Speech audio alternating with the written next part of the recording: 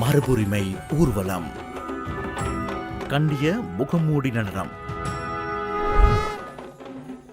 குவேனியின் சாபம் பெற்று உயிருக்கு அஞ்சிய பண்டுவஸ்தேவ மன்னரின் சாபப்பிணியை நீக்குவதற்கு செய்யும் சமய சடங்கு கொஹம்பா கங்காரி என்பதாகும்.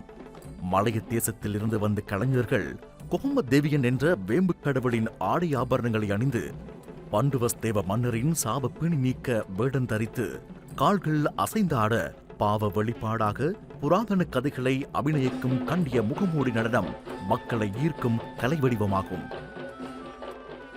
தலையில் மகுடம் தரித்து வளரும் சூரிய கதிர்களால் முகத்தை அலங்கரித்து மாலையும் தோடும் சடாமுடியும் வளையல்களும் சிலம்பும் இன்ன பிற அரச ஆடைகளும் அணிக்கலன்களும் அலங்காரமாக மிளிர கண்டிய முகமூடி கலைஞர்கள் நர்த்தனம் புரிவார்கள். புராதன வரலாற்று காலம் தொடக்கம் வீர தீர சாகச அரச கதைகளை தலதா பெரகராவில் வேடம் தரித்து ஊர்வலம் சென்று எடுத்துரைப்பது பரம்பரையாக தொடர்கின்றது.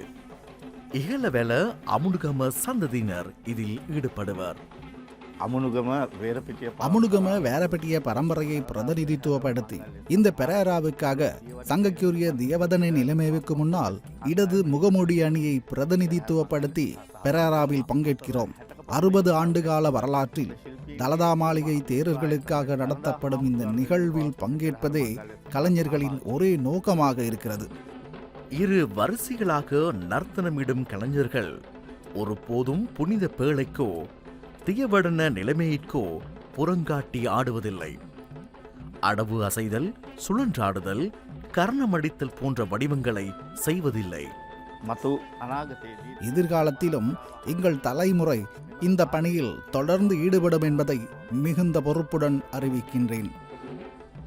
புனித பேழையை தாங்கும் யானைக்கு முன்னால் புத்தரின் பெருமைகளையும் தியவடன நிலைமையின் முன்னால் அரச பெருமைகளையும் பாடிக்கொண்டு சாந்தமான வேடம் தரித்த முகமூடி கலைஞர்கள் புத்த பெருமான், அரசர், பெரகராவை தரிசிப்பவர்கள் ஆகியோரின் ஊர்கள் நீங்க வேண்டுமென பிரார்த்திப்பார்கள்.